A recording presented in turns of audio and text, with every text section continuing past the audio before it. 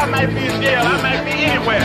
But when I leave, you remember I said, last words on my lips, I am a revolutionary.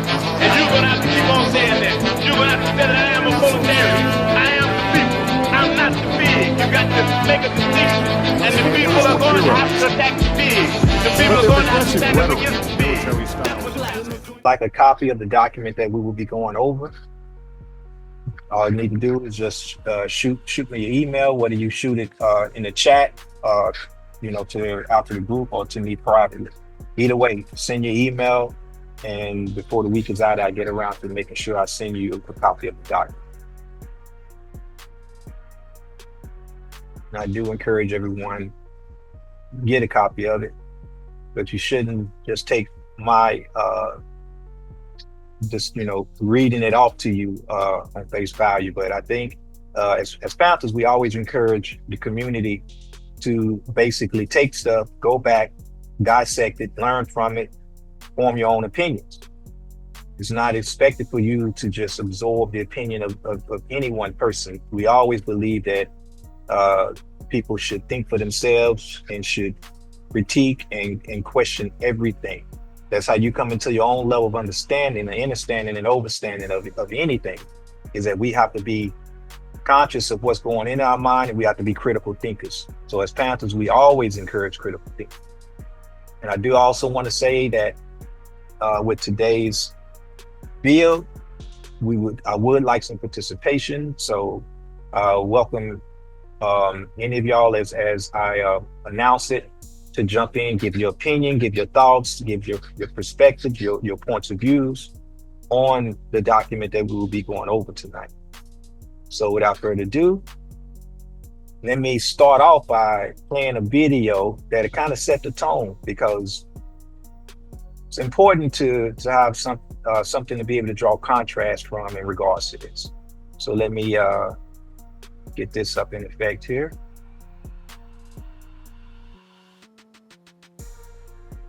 Confirm y'all can see the screen. Yes, I can see it. All right, let me play this brief video here. Signing executive orders is not the way our country was supposed to be run. Nobody ever heard of an executive order.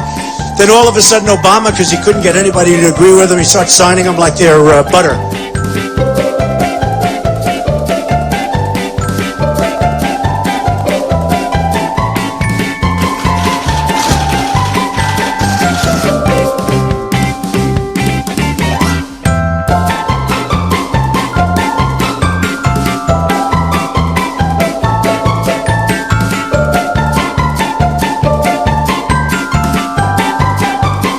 Build the pipelines, we want to build the pipe. And if it's a no, we'll give them a quick no. And if it's a yes, it's like, let's start building. That's a big one. Ready? Ready to go? We're ready.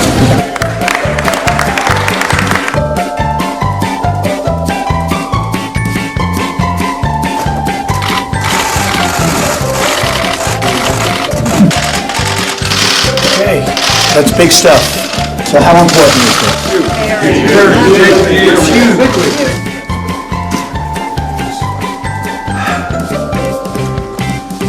Been talking about doing this for a long time. Like many years.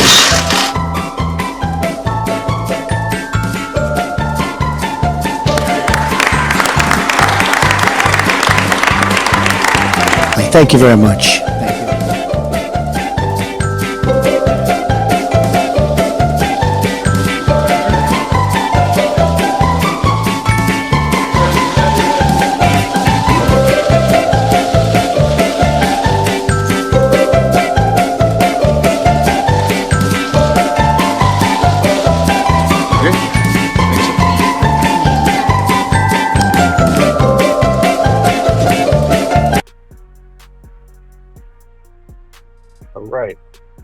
So the reason I wanted to start off sharing that particular video was just to show the immediate contradictions that we see within the executive office right now. And I'm pretty sure most of y'all on here, if not, go back and pay attention, that there has been many countless contradictions coming out of President Donald Trump's mouth. Now, as we build on tonight's discussion, let's keep in mind that the executive branch uses the executive orders as a way to bypass or a way to implement his own laws into fruition within the country. And so, unlike what he stated, him signing executive orders, no president, from what little research I did, has signed as many executive orders at this point since before World War II. And mind you, because we were at war as a nation. So let me start now by sharing the document that we're going to go over. And here. All right, are y'all able to see the screen? Yes, we can. Thank y'all. So the document we're going to be going over tonight, and a lot of people aren't familiar with it. The Black Panther Party's position on the elimination of the office of the presidency revisited. So tonight's document is from the book, The Black Panther Party, Service to the People Programs. And this particular document starts on page 96 of that of that book. And this is a picture of what the book looks like, the cover of it. Also, within this document, again, let me say it as well, as I do urge everyone to get a copy of the document that we're going over. Within this document, there is a brief section of references that would send you to some links to just get you, give you more information to digest in terms of tonight's discussion. And one of those links will take you to an online version of this book. I do urge people to, support authors and then, go out and buy a copy. But at the same time, there is a version available to read online so that you can see the exact things that we're going over tonight. So as it applies to this document, the theoretical writings of the Black Panther Party serves as a record of the party's history, its developing ideology, and its analysis of the correct handling of the revolution struggle, both here in the United States and throughout the third world. Any political organization that is serious about acting as a vanguard of the people, which the Black Panther Party is doing in America, must state its analysis on important issues so that the people will understand these issues, which directly relate to their oppression. Once they have a full understanding of the issues, they will be able to move to end that oppression. This is why we refer to the slogan and say all power to the people. Unfortunately, not enough of us recognize our true power. And so the more we are politically aware of what's going on, see the contradictions, and hold ourselves accountable as a people, the greater our chances are of making headway and making progressive change. So with that being said, you picture to the left of the book, picture to the right of the manner in which the president sees himself as a king. In this bill, we will revisit the position that was made by the Black Panther Party in 1974. To discuss its relevance today, what we can learn from the position, and how it can aid us in our current situation. So in the background of this document, you'll notice that there's flag burners. And this here, I just pulled a little cartoon sketch from the internet that said, if you can't stand the heat, get out the Constitution. And it's talking about freedom of speech. Now, one of the executive orders that President Trump signed on August the 25th was prosecution to any person that burns an American flag. And what that basically means in a nutshell is that freedom of speech, which was upheld by the Supreme Court burning the flag is considered to be a form of lawful protest here in the United States. Mind you, because the United States is built off of the people having the ability to have voice, which is where, when it comes to elected officials, the Congress steps in, whether it be the Senate or the representatives. We have elected officials that protect our rights as far as that go. What the president jumps in and does is it creates an executive order to implement things that he wants to see done, and to change things and to move things up to a position of where it has less to do with the power of the Constitution, more to do with the power of the president. But this document that we're going over shows you a pattern of that very same thing that we see currently, happen, but in a different time period. And I think most people are not even familiar with this document. You can't get a show of hands of anybody, or just mention if anybody has actually heard of the document that we're about to go over.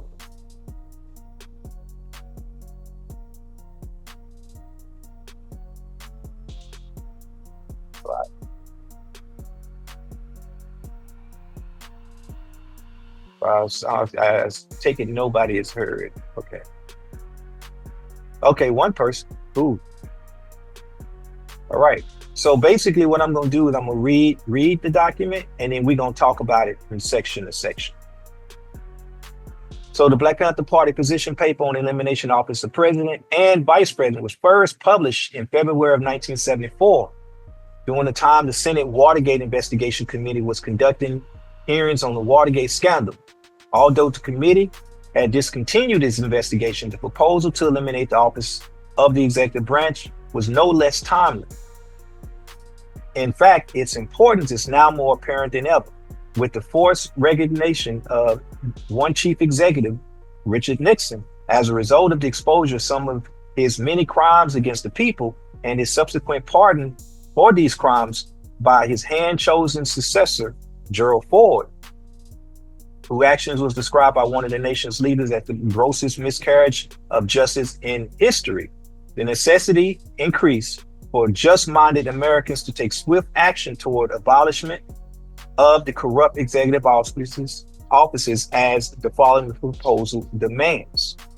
And see, the deal here, as it applies to the document, the whole point is to ignite the people to take action, get the people to think outside of the box, get the people to recognize that they have power, get the people to see that we can't just continue to think that we can stand by and not do anything.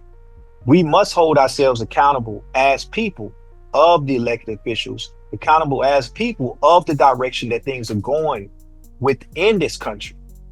When we talk about implementing power as a people, power to the people, it is important that we do not continue to relinquish our power.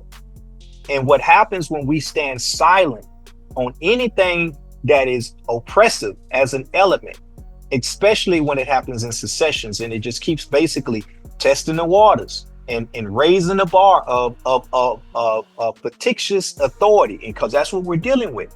When I get away with something that I really should have never got away with the first time, and I test those waters and I see that, I guess they okay with that, then I'm going to continue to raise that bar, and I'm going to continue to act in that accordance. And what ends up happening, people, and this is just a concept of warfare, of psychological warfare, is that before long, that perceived power becomes actual power. Because when the people are unaware of what I can do and cannot do, or they allow me the personal power to get away with certain things, then it in itself becomes a granted power. And so oftentimes when we give our freedom away, it is a thing that has happened over a course of time based upon a pattern of not holding accountability to ourselves and to those that supposedly represent us. So from that standpoint, if we do not do what we should be doing, we are granting other people power over us in all capacities of our life.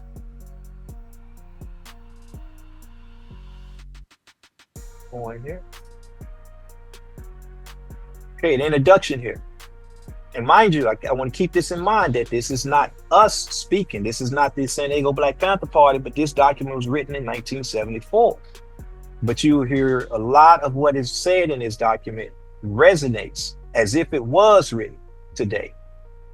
A conspiratorial coup d'etat intended to secure for Richard Nixon the divine right of kings has been revealed through the hearings of the Senate Select Committee on Presidential Campaign Activities. This conspiracy undermines our country's Republican form of government, jeopardizes our country's potential for good in the world, and constitutes a serious threat to peace and progress for all humankind. And one thing I want to point out real quick that a lot of people don't recognize is that the form of government the United States operates under is what's referred to as a republic. We have a democratic system, but it is a republic form of government. A lot of people tend to, for whatever reason or another, don't realize that. The most dangerous aspect of this conspiracy is the wide-scale application of the principle of executive privileges as a means toward consolidation of power into the hands of the presidency. For the American people, the result has been blatant violations of fundamental democratic rights, constant increase in the cost of living with mass increases in profit for the corporations, nationwide reversals of limited gains for oppressed ethnic and minority Americans, a wholesale breakdown in services, and a dehumanized and spiritless society. The expansion and consolidation of the united economic, political, and military force and power abroad has made the president of the United States more powerful than any king or tyrant in history. It has tricked the American people into becoming co-conspirators with the U.S. empire builders and has compelled us to pay the bill through exorbitant taxation. Now, does that right there sound familiar to anybody? Again, this was written in 1974. Feel free to speak. Anybody want to comment on what we've talked on so far?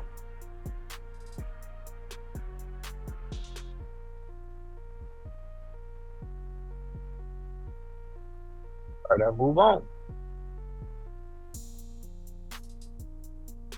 Secret wars. Using the flower of our youth as cannon fodder, the U.S. empire builders have waged undeclared and secret war of military aggression against the people of the world struggling for self-determination. They have waged cartel and monopoly wars of economic aggression against the demands of the people of the world for economic independence. They have waged diplomatic wars against the United Nations, attempt as peacemakers, and World Forum. And people, we see this happening right to this day. Watergate and its revelations have provided a dire warning to the American people. Act now to halt this conspiracy and create safeguards against further such conspiracies, or face the imminent imposition of a police state at home and the wrath of condemnation of freedom-loving people of the world, which basically means, as American citizens, as people living in the belly of the beast, if we do not take action, educate ourselves, speak up, get involved, engage, and make change, and allow this person to operate as a king and continue to be the bully of the world. We in fact take note of today being September the 11th. If we continue to allow these things to happen unchecked, like a lot of us are doing, we are asking for World War III. And within World War III, there will be no winners. We have to realize, we have to see the in essence, what is actually about to happen based upon this craziness that is taking place. So people recognize that the world will be holding everyone in the United States accountable. They're not going to just cherry pick. If this country gets invaded and gets taken under, They are not going to simply go for the 2% wealthy, the ones that are going to be hiding out in New Zealand in their bunkers. They're going to take down America and everything that it stands for, and all of the people that have stood by us as citizens, and no matter what capacity, I've stood by and allowed it to get to where it is.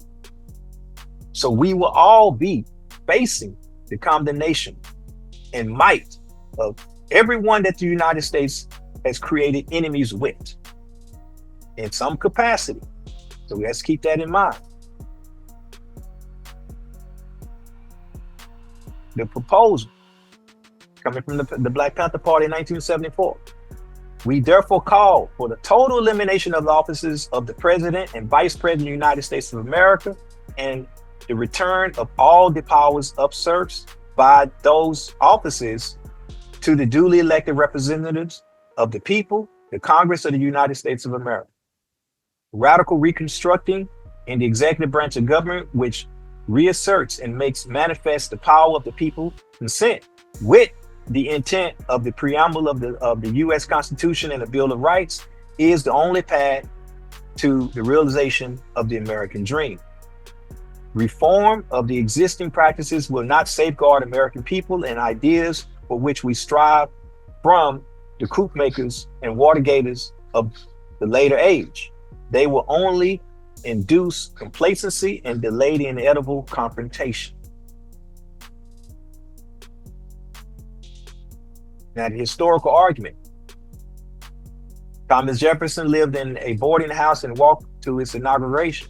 Richard Nixon has dressed a palace guard in 19th century uniform of royalty and has held to the chief played each night at dinner.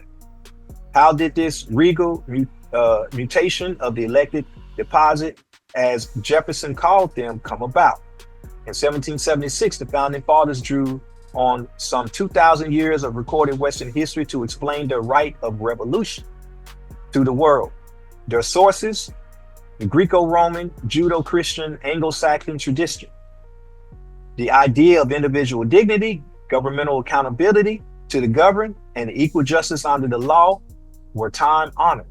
What was new, unique, and revolutionary was the concept, the checks and balances of power, and how to implement the rhetoric. Keep in mind how to implement the rhetoric that all people have an equal right to pursue life, liberty, and happiness. And notice this is framed as being rhetoric. Okay, the formers of the American Revolution executed a stroke of genius. The executive, though not completely a figurehead, was to be checked systematically and without violence from becoming a king. Anybody got any comments? I see a few things in the chats. Let me see what we got here. The imperial boomerang will come back home to roost. That's right. Peru says what is truly the difference, whether the power is diverted to the legislators, is they also want to maintain colonial system. And that is absolutely right. Absolutely right, which we would dive into that. But the point being, with this document being thrown out there and presented in 1974, and equally looking exactly like the current situation we're dealing with right now, says a lot, people. Basically, in a nutshell, in part of what I want us to gravitate and get from this is that we continue to live life thinking that things are new and that the circumstances we are facing have not happened before. If we are students of history, students of revolution, and just studious in terms of being politically engaged, we will recognize the writings on the wall and therefore not be caught off guard in terms of what we need to do to organize ourselves as a people. So yeah, Tara, like basically it's a repeating pattern. And so the thing is, we as a people have to raise the consciousness of our people. So for those of us, especially that are on tonight, that see that things need to be brought to a higher level for the community, it's up to us to raise the consciousness of our people. And so I just urge everyone again, get a copy of this document, use it for deeper discussion, and get people ignited and involved. Ultimately, the Black Panther Party and the Panther Party and others like us believe that things will not work under this current system of the way it's designed. But for right now, let's just continue to talk about this document and just use it as a backdrop of what we're dealing with right now. When King George III of England and his minister Lord North claimed the tyrannical vetoes and controls that were today called executive privilege, the great conservative Edmund Burke argued forcefully that it was not what some lawyers assured the king could do, but what humanity, reason, and justice tell him he ought to do. So the Congress was empowered to represent the ever-changing needs of the electorate and the courts to protect the individual from the ambitions of the executive. You see, it's talking about it right here, the so-called checks and balances. Within a decade of signing of the Declaration of Independence, the counter-revolution had begun. Ruling forces tried to use the Constitution to disfranchise the masses of American people. Radical and conservative forces fought back after the army had put down a series of worker former rebellions and managed to attack the Bill of Rights as a series of amendments to the Constitution. But from that time on, the executive branch has swollen steadily, usurping power from the courts. The king-like executive has preempted the decision-making process, inherited the original checks and balance plan. The executive, by claiming to represent all of the people, gets around representing any of the popular interests and instead becomes inadvertently the captive of special interests. The last several decades have revealed the complete emergence of the royal executive. So right here and there, the Panthers are stating and telling you how, really all of this is a facade. But what we need to recognize is the patterns of how things are coming about. And so the idea again is to raise our people's awareness of what's going on so that we form proper weapons of fighting and engaging what is to happen. Yep, so we know what to expect. The moral argument. We have called to these shores those forsaken in their native lands, saying to each and every one alike, this is your home. Send these, the homeless, tempest-tossed to me. It matters not from what nation they come, nor from what faith, nor from what sex or physical capabilities. America reached out her arms and said, come ye deconsolate. No one here shall disdain you from rule or rule of your life. Yes, American had a dream. Through the years, America insisted her experiment was workable. Her dream was feasible. We wretched of the earth collected on these shores could earn out the rough points if we clung to the idea of democracy, governed by the people, of the people, for the people, all the people. No one group could come here and dictate over another, neither Jew over Gentile, nor Irish over Italian, nor white over black, nor man over woman. And in our effort, we not only established our laws, but also created the method, the form of government by which our democratic ideas will be carried out to reflect our ethnic one nation under God with liberty and justice for all. The dream became twisted and distorted with our blacks herded into ghettos, Native Americans into wretched reservations, Mexicans and Puerto Ricans shuffled into barrios, poor whites forgotten amongst the Purple Mountains' majesty, Jews forced to deny their heritage, and Irish and Italian and Japanese and Chinese and all others suffering their bitter spot upon the stage. Nevertheless, we still clung and tried to wrest the sweet from the bitter. And while each one in a separate cry proclaimed, nobody knows the trouble, each one began to try to understand one another. And now this element here reflects on the very aspect of how you can conquer through division. President Trump and those like him within the team of the Project 2025 have set out and constantly created situations to where the people of the United States divides themselves, and we all get in our own little cliques and our huddles, and we just basically have the mentality, well, we gon' stick to this one lane. And in doing so, you continue to divide your forces, you continue to divide your power, and you allow them to have us play against one another.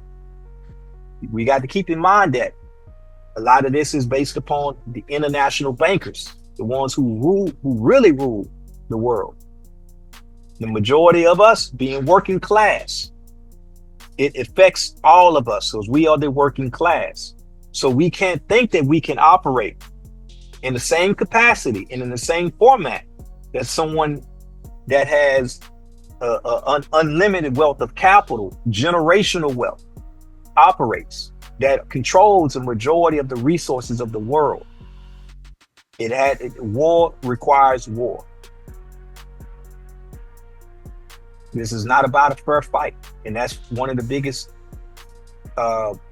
downfalls that we have.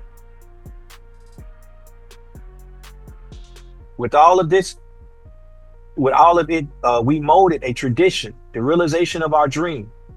Well, with all of our differences, we seem to agree about the character of America, from the barrios to the ghettos, from the southern mountains to the northern plains, from the universities to the streets, from the industrial plants and factories, from all corners. The voice of America streamed and insisted, I have a right to live.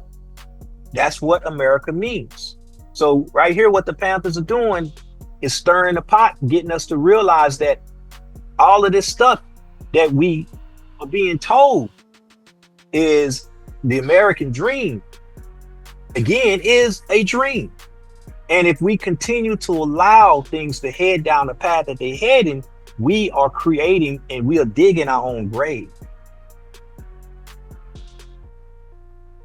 Now, the sacred task, ours then has become a sacred task. It is the collective task of the American people and the future generations of Americans to shape and hone and refine this dream till it be real. It is not the charge of the part of us, but the whole. Not of one race, but of many. Not of one party, but of all. Not of one man, but of all.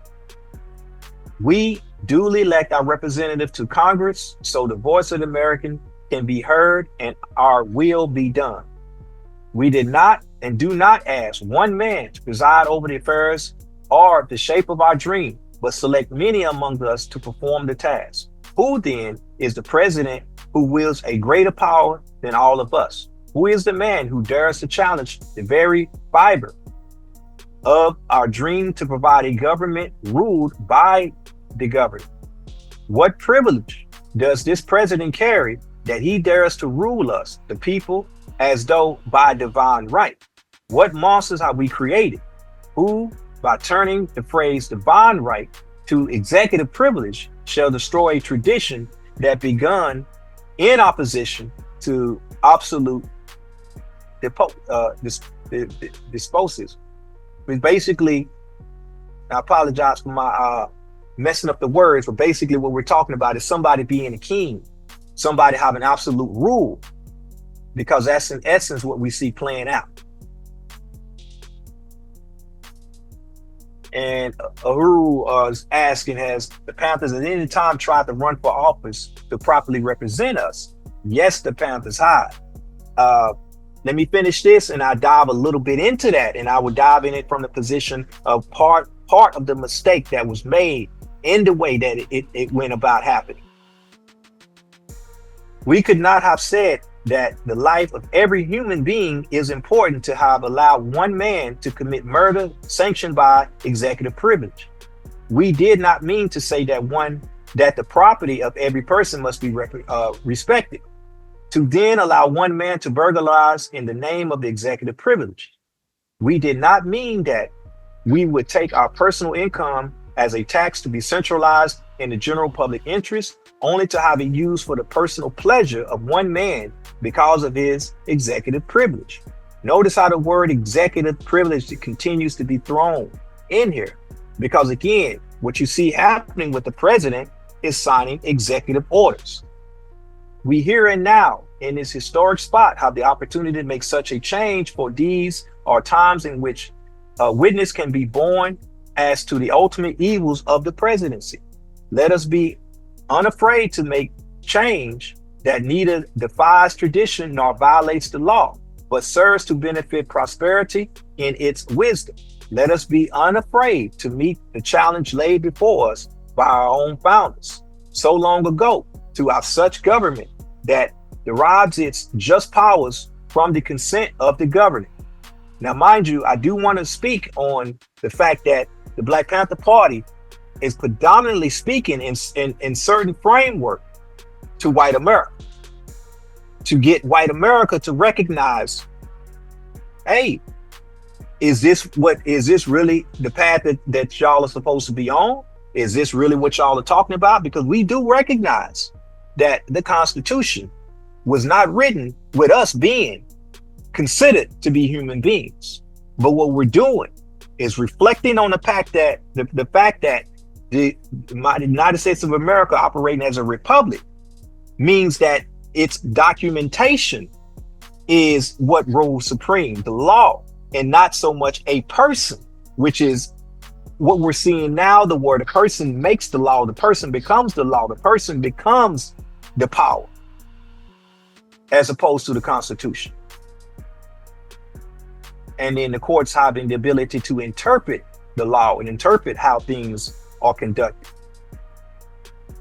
Okay, so the legal argument, it is not the intent here to interpret the Constitution of the United States, but to argue in the Constitution's own words. That goes back to what I just said, that the intent of the Constitution regarding the President of the United States was to allow such limited power to that office as to make such a person, in effect, little more than a figurehead.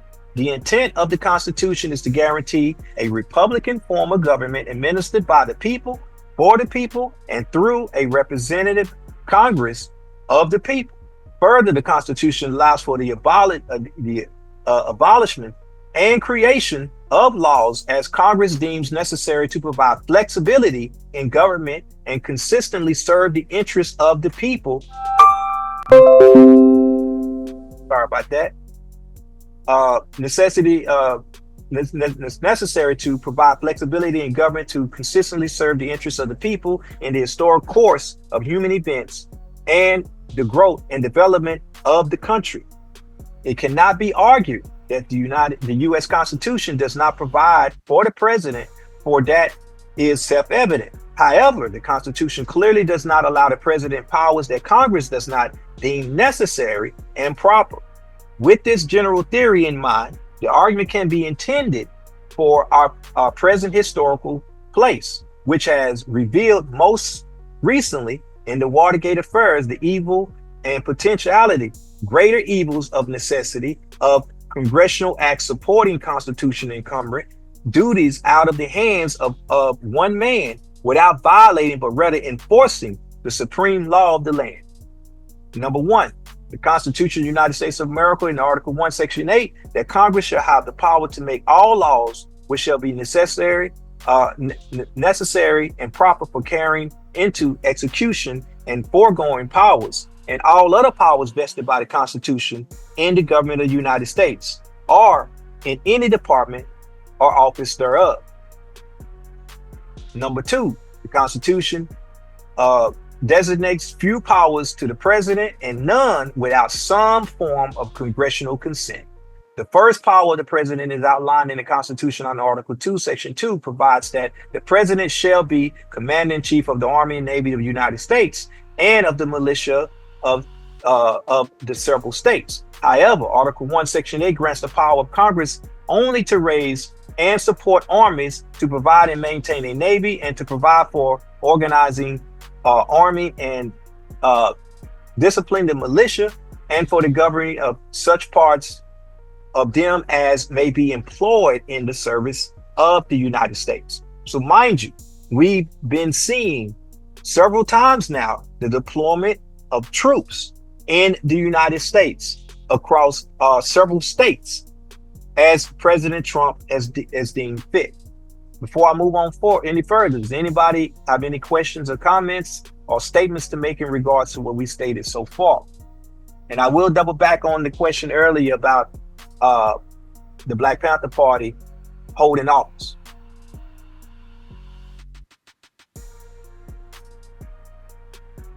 Hopefully this is resonating with y'all. Y'all quiet, but long as we absorbing.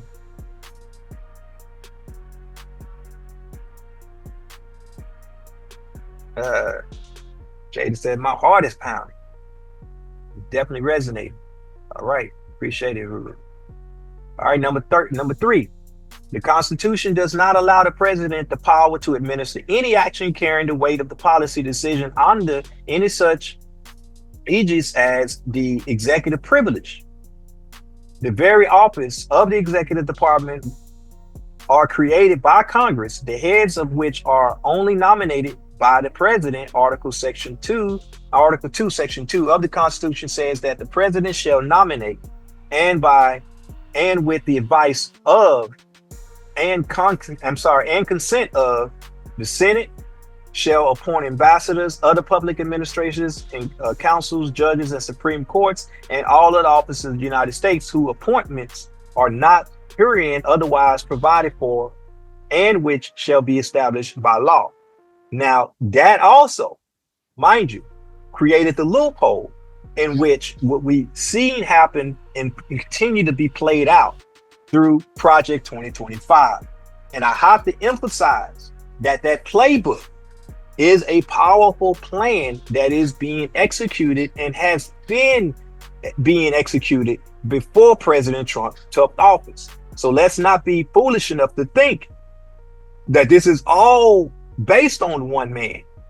But the one man who's in office serves as a dictator that is implementing and creating a situation where he is overreaching his power from the position of being able to create a structure in which the type of operation and the type of government and the type of United States that they want to see in power is one that is going to take us into further areas of oppression as it applies to not only the American people, but to the world. And in fact, what we're talking about is imperialism. We're talking about high ends of imperialism, capitalism, through the enrichment of the billionaires and the oppression of the working class. And not only the oppression of the working class, the actual replacement of the working class. There is a reason, and then I don't want to deviate too much, that people like someone like Elon Musk was right at the table in the beginning, because Elon Musk, in terms of all of the ventures that he's doing, especially as it applies to AI and it applies to robotics, is first and bottom line, it's all about money. Second, it's about justifying a different type of working class that no longer requires labor as being the main means of wealth for the billionaire class. And that's super important, people, because you have to remember that the United States became the world power off the backs of slavery, off the backs of free labor. Now, as it moved into the industrial age, certain machines took over the jobs, quote unquote, enslavement jobs of the slaves. And so you didn't need as much of that form of oppression as what it took to build up America. So at that point, it mattered not that you freed the slaves, especially when you created a fictitious form of rebranding slaves through what we call prison industrial complex. But the deal is now you can create classes of servitude that will operate in conjunction with the way technology is taking itself. So you don't need the same type of oppression, the same type of free labor that you had back at that point in time. And we're moving now And we have started moving into the technological age and the advancement of AI and advancement of robotics to the point to where you no longer are, and we're talking about the billionaire class, the ones that are the imperialists, the ones that are all about the machine. They no longer need the type of working class that we are now. So the average American is no longer needed. So now the average American has to be criminalized the same way they criminalized slaves for existing once slavery was abolished, quote unquote, abolished in this country. How any little thing that was done was considered a crime so that they can then in turn re-enslave you. And now what you see with President Trump doing away again with a stroke of an executive order, birthright citizenship, creating situations to where deals are being made with other nations to export American citizens out of the United States that don't want to play right. That don't want to participate in the game of oppression. They're creating ways to exterminate and to get rid of us. And I even would go as far as to say war is going to be playing a major role in this. All you need to do is go back and look at some of the writings of billionaires and where they talk about heavily over the years. They have talked about how it is necessary to reduce the population of the world. And so they want a reduction of the amount of people that are on the planet because it's not necessary to have all of us anymore for them to continue down the path of being able to be billionaires. They found other ways of doing it. So you don't need the same type of working class. And so from that standpoint, people, this is affecting all of us as a humanity. And so we all need to be taking heed to what's going on. Let me keep moving here. So number 4, besides outlining the limited power of the president, the Constitution further provides safeguards against abuse of presidential authority. For example, not only is the president subject to impeachment from office, but he or she is also subject to punishment under the law while in office for violation of the law of the land and is not immune to such, as is applicable to any other citizen of the United States. Not only does Congress have the power to impeach the president, but also has the power to diminish or increase its own powers and powers of the executive department or any other department or branch of the government, which changes in law shall become the supreme law of the land. That created the other loophole, an additional loophole. Again, and someone put it in the chat, a link to Project 2025. So thank you for doing that. This Constitution and the laws of the United States, which shall be made in presentence thereof, and all treaties made, or which in every state shall be bound thereby. Anything in the Constitution on laws of any state to the contrary, notwithstanding Article 6. So part of what that's getting at is keep in mind that every state has its own constitution. Implementation of the proposal. Whereas the Senate Select Committee on Presidential Campaign Activities has been given the task of formulating legislation for Congress that would have prevented or discouraged the repetition of those or similar acts as revealed to have been committed during the 1972 presidential election campaign. It is therefore fitting and proper that a similar Senate committee, select committee, consider the above proposal. Consequently, the campaign will be launched with a dramatic press conference by a small group of distinguished Americans led by Huey P. Newton on the steps of the Senate House Office Building in Washington, D.C. during the course of such hearings to submit our proposal to the Senate Select Committee. Number 2, the widest possible distribution and promotion of the positional papers to all segments and groupings of the American people and the encouragement of the widest possible discussion and debate of the proposal from community and national levels. Number 3, the early creation of nonpartisan community bodies and ad hoc committees of organizations, trade unions, and associations as advocates of the proposal. Advocates of the proposal. The encouragement of the co-sponsorship of the proposal by community organizers, trade unions, churches, political parties, locally, regionally, and nationally. So with that being said, there are 3 long-term goals that this put forth. Number 1, the creation of regional coordinating committees to provide guidance and to help locally community activities around the proposal. Number 2, the calling of nonpartisan national organizational conventions for the purpose of organizing national action on the proposal with the aim of its adoption as a plank in the platforms of all political parties. Number 3, a massive national action in Washington, D.C. for implementation of the proposal and the creation of the executive administrative experts answerable to the people through its elected representatives in the Congress of the United States of America.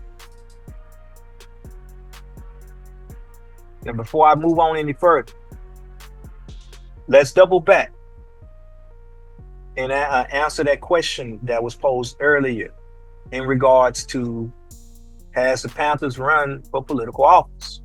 So, without diving deep in this particular discussion on the different changes of ideology within the Black Panther Party, let's know that the Black Panther Party initially, and that's going to kind of get touched on here in a second when we talk about our platform just briefly, initially set out to deal with revolution, initially set out to say, as Black people, we need to be self-determined.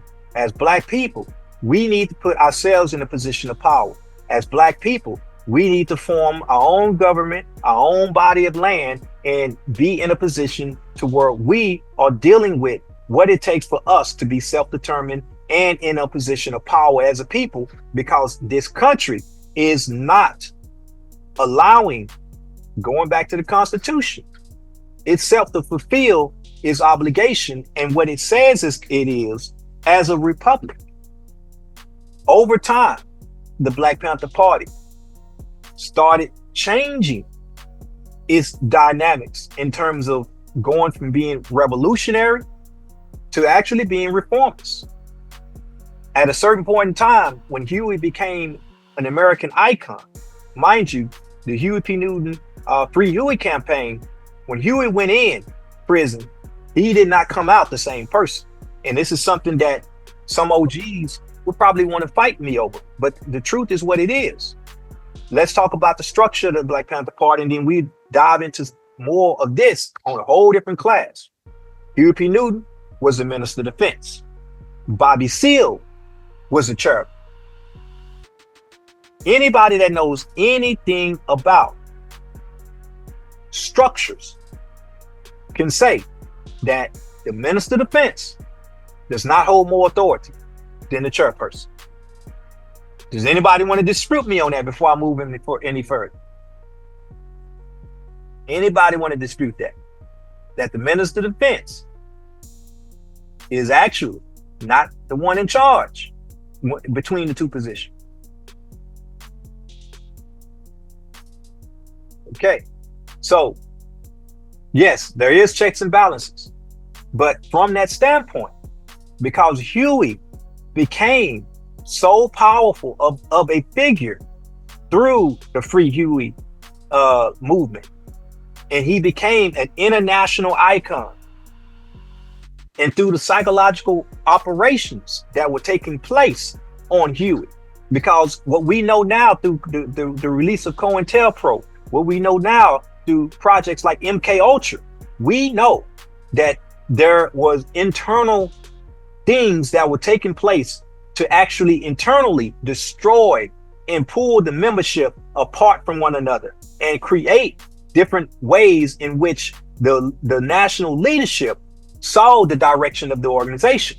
We can take this all the way back to Kwame Ture or Stokely Carmichael. Mind you, Stokely Carmichael was a Panther before Huey P. Newton and Bobby Seale was a Panther. But people tend to forget that. Okay? But Stokely Carmichael saw things, Kwame Ture saw things one way. Huey P. Newton saw things one way. Bobby Seale saw things a different way. Fred Hampton saw things a different way. Eldridge Cleaver saw things a different way. So there was a divide amongst how the National would operate. When Huey P. Newton was locked up, Elaine Brown felt it more necessary to run things a certain way and influence Huey from that standpoint through the element of power that Elaine Brown was able to do as it applies to reformist politics, to where when he came out and saw what he felt needed to happen in Oakland, he decided to consolidate the power of the party to Oakland. So it was a decision made to shut down all of the chapters across the United States, and heads of organizations, those that wanted to really play this game out of what it means to be a Black Panther, moved to Oakland. And then moving to Oakland, we were going to consolidate and levy our power and concentrate our power in Oakland and become the political power structure of the Black Panther Party and take over politics in Oakland. Can anybody on this line tell me right now, what position of power does the Black Panther Party play in Oakland, California, in terms of its politics? Can anybody say that the Black Panther Party in Oakland right now is running shit? Now, let's be real here. Why?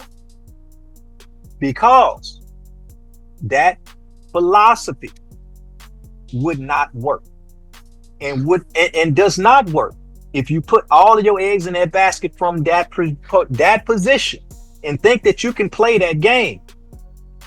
It is not going to work to that degree. So what ended up happening, there was some good things that happened, mind you. Okay, mind you, I'm the chairman of the San Diego chapter of the Black Panther Party. So I'm not here to bash what we did, but it's about learning, and it's about recommitting ourselves to what we need to do as a people and what we serve as Panthers to the world and to the United States and to San Diego in particular right now. So from that standpoint, learning from the mistakes and realizing that this is just as much of a psychological game of a warfare as anything else, and knowing those capabilities now, we have to see the mistakes as they have happened. But a lot of people tend to forget that the Black Panther Party is referring to itself as a party because we recognize governance. It takes a party to change the dynamic of how you govern. Predominantly, we start with what we call self-governance. Unfortunately, because of this disdain that we have for the political system here in the United States, we have allowed ourselves to not learn the system. We hate it so much that we not only don't participate in it, but we don't even learn what it's doing. And I urge everybody to know that if you despise your enemy and you despise something that is attacking you, the last thing you need to do is not learn what it is your enemy is. So if we want to make change, we have to know what we're up against. So the wrong answer would be to not know what it means and not know what the political system entails, to not know what it's like to embed ourselves in every capacity when you talk about guerrilla warfare, of everything that has to do with all processes of developing power. But to think that operating under an unjust system is going to be able to make it just is not going to work.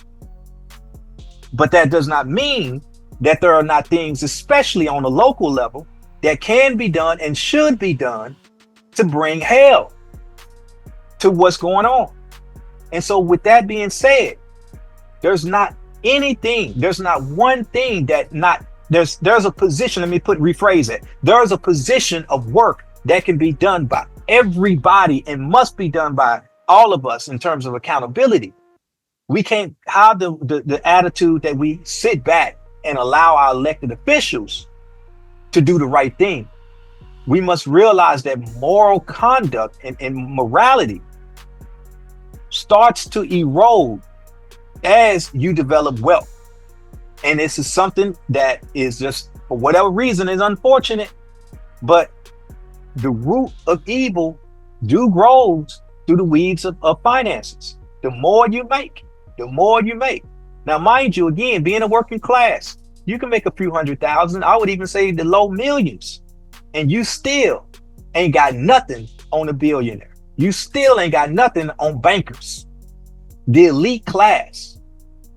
It is a very, very distinct difference between those that internationally are empowered and hold wealth generationally, and those people that may be puppets, especially in the entertainment industry, whether we talk about playing ball, rap game, music game, whatever. Mind you, when it boils down to it, these are jokers. People get paid good to entertain and keep the rest of the society asleep. And that's what we're not realizing. You have to pay your entertainers well. You have to pay the people that help to maintain the facade and keep the people quailed, to keep the people calm, to keep the people at ease, to keep the people sedated well. And from that standpoint, they would get paid well to continue to put the souls of the world asleep. This is often why they say people in those capacities selling their soul, because they are leading people into the slaughter by keeping us asleep and complacent. Okay, so a millionaire ball player does not hold power like a billionaire bank executive, bank owner, bank designer, international banker. It is that level of operation is nowhere on the same category. Nowhere. And so let's not be confused into thinking that building wealth for your family, attempting to do well and have something is a bad thing. But at what point does profit overpower people? At what point do you cross this barrier to where it matters not what's going on with your next door neighbor? It matters not how much profit you make. Everything becomes about exploitation. And we have to see the difference. We have to see power for what it is in that capacity. And we all have a part to play. And next, let me go to the next page here. So let's talk real quick. And I'm getting close to wrapping up. Again, if you want a copy of this document, and I suggest everybody get a copy, dissect this, and critique it, use it for, additional discussion. Point number 1 and point number 10 on the Black Panther Party San Diego chapter is, and I want to distinguish this, because this is another reason why I think you should get this document, because the platform has been rewritten in terms of how we execute it now, as opposed to the nostalgia-ness of what people see when you go look up the 10-point platform. Why? Because we recognize words of power now, whereas something we didn't see then, we see now. Whereas before, we would say we want something, whereas now we say we are gaining, because when you use words like want and believe, what you are doing, or you are operating off of inferior positions of vocal projection. You are actually speaking from the position of a victim. It's one thing to want something. It's another thing to put yourself in what we call kinetic operational position of being in power. So instead of wanting freedom, we must say as a people, we are gaining freedom. We must say we promote the power of practice and self-determination, determining the destiny of our community and defining the Black nation.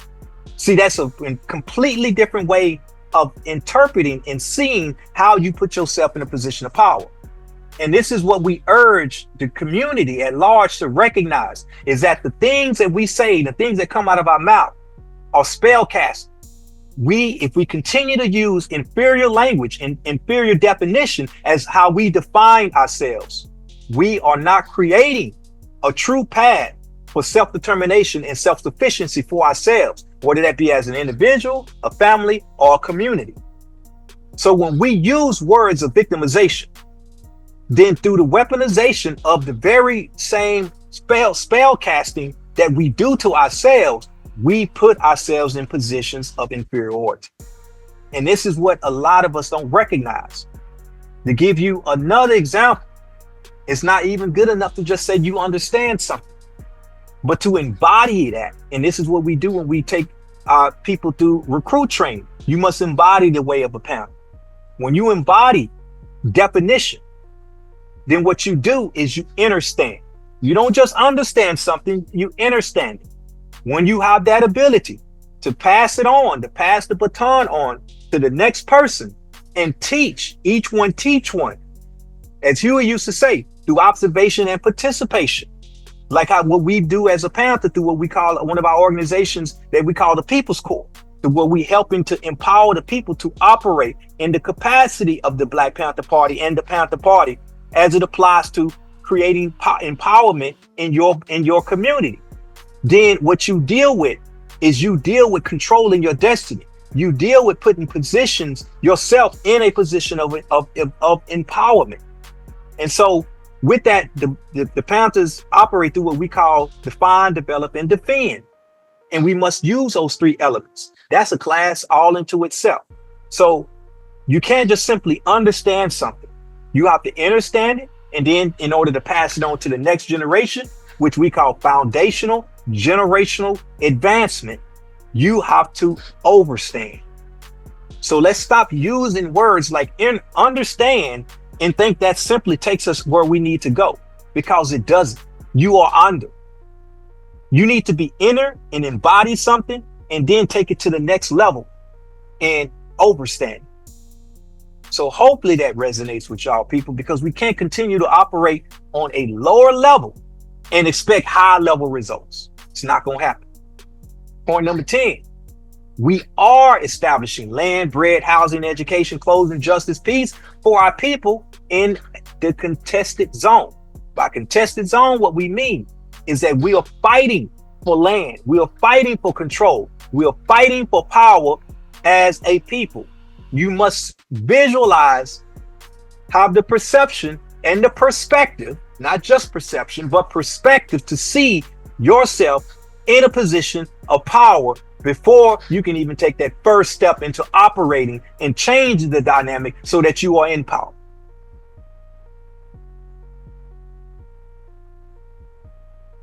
And again, I urge everyone to get a copy and to operate from what we're saying. Now I'm just going to read part of this. The Panther Party, which is the multi-ethnic branch of the Panthers that operate here in San Diego and in a few other states. And it's important that y'all know that this is not just, again, about us as Black people, but this is all people. There are roles everybody must play in fighting against this imperialist operation, because everybody that is of the working class, and I'm pretty sure every one of y'all are, unless of course there may be an agent or two on, there may be some people that are doing the bidding, but either way, if you are the working class, you are affected. You are being oppressed.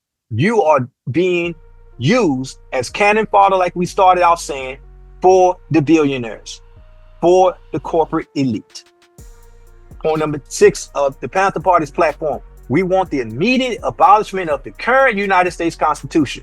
Mind you, everything we talked about up until this point was referring back to the Constitution in terms of showing the contradictions of the Constitution as it applies to it being a constitution and a republic. So we want to show you a lot of the contradictions. And as a people, we must draw out these contradictions and use them to our advantage when you are speaking truth to power and when you are confronting power. And so therefore, this document in the current system was created on the premise of slavery and oppression of the masses. In order for this country to move forward, we must do it together under a new system of equality and justice for all. This is an idea that has been promised, but remains an unsettled debt to be paid. The Declaration of Independence states that we hold these truths to be self-evident, that all men are created equal, and that they are endowed by the Creator with certain unalienable rights. That among these are life, liberty, and a pursuit of happiness. That to secure these rights, governments are instituted amongst men, deriving their just powers from the consent of the governing. That whenever any form of government becomes destructive of these ends, it is the right of the people to alter or abolish it.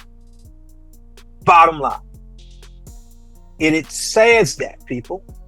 So at what point do we realize that in essence, this republic and any form of government that serves, that's supposed to be on behalf of the people, means that the people have the right to stand up and make that change?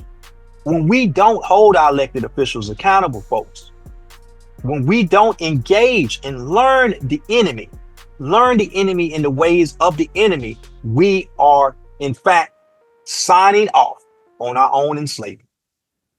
Simple as that. So accountability is a must, folks. Again, I want y'all to read through this, but that is essence what it is. Now, mind you, this document is 55 pages because we have other things that I'm thrown in here as information to help further your studies and further your awareness of the truth, further your development as a person that wants to work on the path of empowerment, or to add to your tool shed if you're already a part of a formation, or organization, or an apparatus that is fighting to bring down imperialism and to build up the people. Now, mind you, President Trump and the powers that be that are operating through this Republic channel, as well as the Democrat channel, created the Department of War. They've changed it, folks, to the Department of War. So that ought to tell you right there. If it's changed to the Department of War, that means that we are at war, people. Here in the United States, we are at war. The problem with a lot of us is that we don't recognize we're at war. So therefore, we don't engage in battle as if we are a soldier. And when we do that, what we're doing to ourselves is pretending that we're not under attack, pretending that we're not mass casualties, pretending that things are going to only get so much worse and then they're going to get better. Folks, we can't be that naive. We can't be that much of a damn slave, mentally, physically, or spiritually. Let's do what we're supposed to do, people, and fight. Now, again, some references to help you out. Another document that's on here is the King Alfred Plan. And that's an important thing to read. Mind you, it was first published in a novel, but I'll be damned if when you read this, you don't see the exact same playbook that even goes into what we just talked about on the document that was written in 1974. And this is important, people, because hopefully I'm talking to younger generations than myself. And a lot of times these younger generations don't seem to realize that everything that they think they're going through had already been called out decades ago. You new to this, but your elders have been telling you what you going through, homie, ain't something new. And it is our job as elders to pass the baton, pass our knowledge on, pass our mistakes on, which is why I called out the mistakes that were made of the Black Panther Party in the past. Now, mind you, again, this is a new generation of Panthers, but it takes a new generation of people in order to raise and create a revolutionary environment. So we need the people to heighten themselves in terms of their consciousness. And so from that standpoint, you have to know your history. You have to see what the pattern is, as someone put in the chat. You have to see these patterns. And so therefore, you know what games to play and what games not to play. You know what moves to make and what moves not to make. You know where to consolidate and synchronize your power so that we can be where we need to be as a people. So this King Alfred plan highlights that. Another document a lot of people have fell asleep on, going back to the power of what's happening now with Israel. The same folks that brought you Project 25 also brought you Project Esther. And this is important, people, because this goes into what they call the national strategy to combat anti-Semitism and to combat and the task force to combat anti-Semitism. So what we're talking about is a governmental strategy in terms of things being implemented, and a task force to create a combative force, a Department of War, to implement this on an international level and to hold all nations at bay based upon what Israel and the United States has planned out for the rest of the world. And people, you can't be asleep to what the hell is going on. The genocide that is happening right now in the Middle East is the same genocide that we've seen when they carved up Africa. The same one. And the same one that continue and will continue to happen across this world if the United States is allowed to continue the way it's operating. And I hate to tell you, I don't think that that's going to be the case. I think at some point, the United States is going to spread itself a little bit too thin and going to fight a little bit on too many fronts. And other nations are going to unite around that and bring this country down. And when that happens, all of the citizens of the United States are going to be right there in that bloodbath, taking that fall.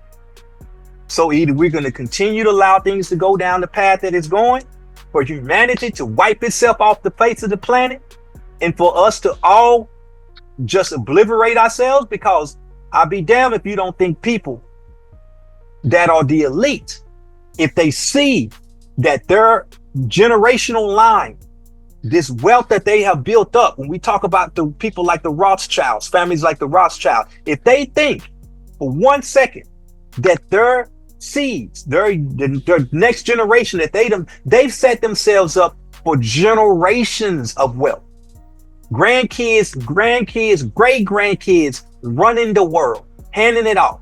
And if they think that it is not going to be feasible for them to continue to maintain power, they will abort this entire mission and destroy the world. And are we going to sit back and allow this to happen? Are we going to sit back and allow humanity to destroy itself? We got to think about this, folks. That concludes the document. Again, last call. If you want a copy of this, just drop your email in the chat and I'll see to it that you get it. Anyone got any questions or comments in regards to this before we close out? Y'all been awfully quiet. Been things going on in the chat, but no one has actually spoken their voice. Don't tell me y'all afraid to talk. What's going on, comrade? I just got a comment. I definitely appreciate the wisdom from you, because this was definitely a great presentation. I'm definitely going to revisit the presentation to definitely ingrain it. And as you said, I believe you said understand and then understand the information, so it can be passed down to folks who absolutely need it out there. The majority, because unfortunately we're the minority right now, who knows this kind of stuff. But once the minority starts passing it on to the majority, we can do what's right for our people. So yeah, thank you. Appreciate you. Thank you, comrade. We refer to that within the Panther Party also is we must outpace the pace of oppression. That is what we have to do. We have to realize how these things operate. You know, we have to be scientists. Let me put it that way. Unfortunately, we have to be scientists. We have to be educators. We have to be psychologists. We have to be all types of things to our people. So we have to study. And there's no easy path to any victory, people. Even the ones that are in power, it wasn't an easy path to their victory. They had to sell their soul. And your soul shouldn't be sold cheap. Meaning a few $1 million, that is cheap. It may not sound like it to a lot of working class, but a few $1 million is cheap. But I digress. The point is, we have to outpace the pace of oppression. And that's going to take some numbers, that's going to take some consciousness, and that's going to take some development. Go ahead, comrade. You got to raise your hand. Speak. Yeah, peace and power to all the comrades here. I just wanted to say thank you for the presentation.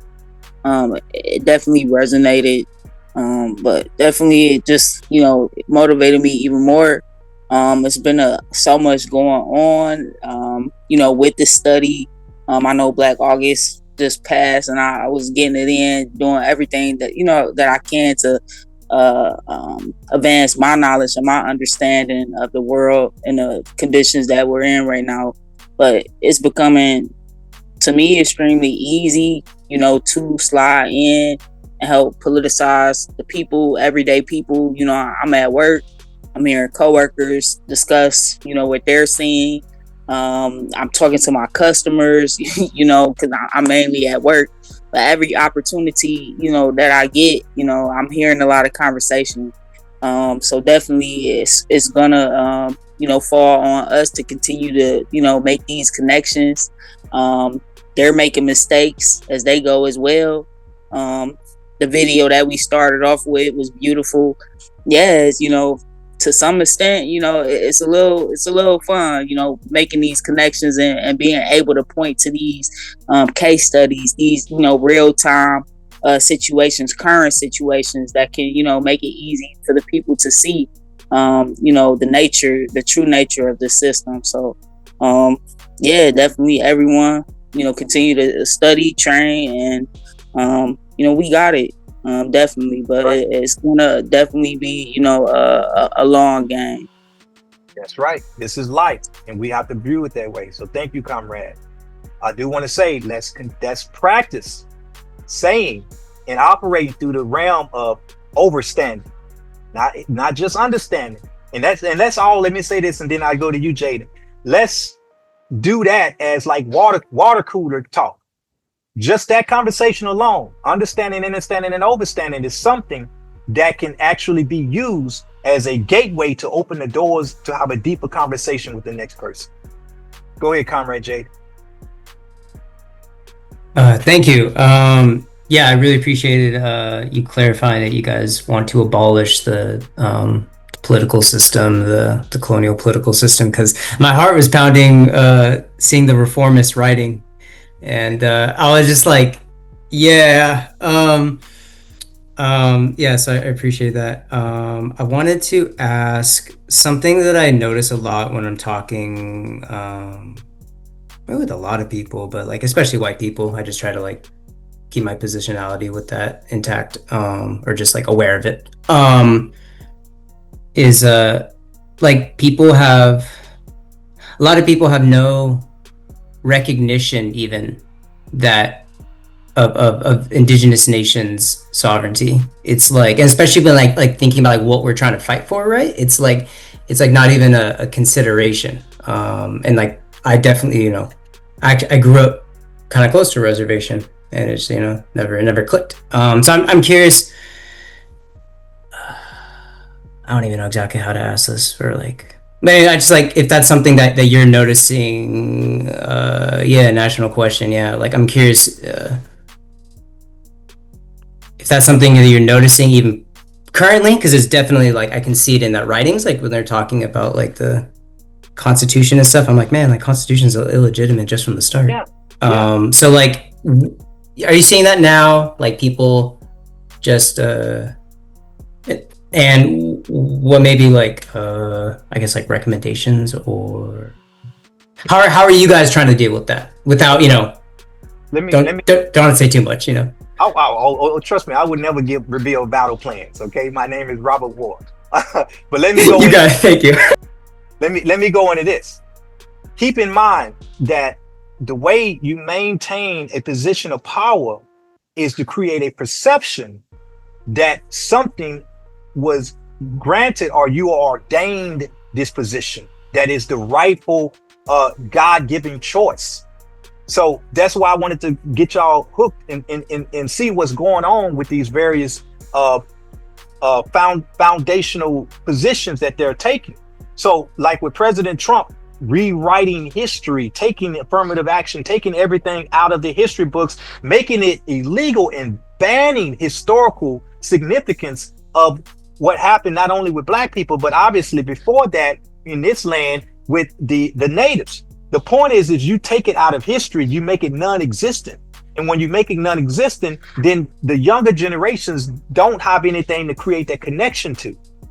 So the more I can suppress and hide the true identity and the true nature of the corruption and its conception of corruption through dominance, through taking, literally taking and slaughtering and massacring and creating genocide in order to operate those 13 colonies. In order to be able to justify moving forward, you have to draw a line and you have to erase a whole pattern. And that's what that is. When you create an erasure of a people, an erasure of a process, then the younger generations really don't know that it exists. And when they find any little bit about it, especially based upon the way things are not, who controls the media, let's look at it that way. Who controls your virtual reality? And when we operate through these virtual realities, and that tends to be our only awareness of what reality is, then I really got you. See, we have to see this as the game that's really being played in terms of psychological warfare. What you do is you create a play garden for the people to where I can surround myself by like-minded folks. I can create this artificial environment and put on something like like people do in social media and create this blueprint that make me look like I'm all of this. And then I get likes and I get people of like-mindedness that comes into that circle, and all I'm surrounded by is people that think like I think. Well, if you know anything about resistance, if you know anything about fighting a revolutionary fight, it's about winning the hearts and minds of people that don't necessarily think like you, but getting them to recognize that they actually share the same conditions of you. This is what people like Fred Hampton Jr. was a brilliant mathematician and scientist at doing, is getting us to connect the dots that we all actually share the same destiny. But the way they create the erasure of a people, create the erasure of a wrongdoing and rewrite history, that creates that illusion and that disconnection that allows each generation, younger generation, to be further separated from the reality and from a perspective of empowerment. So we seem like it's like we don't know what to grab onto and what to hold that will help engage us into this fight, into this struggle, because we've been so far removed from what's real. And so what you're talking about is just the weaponization of the mind, the weaponization of a people, the weaponization of a society.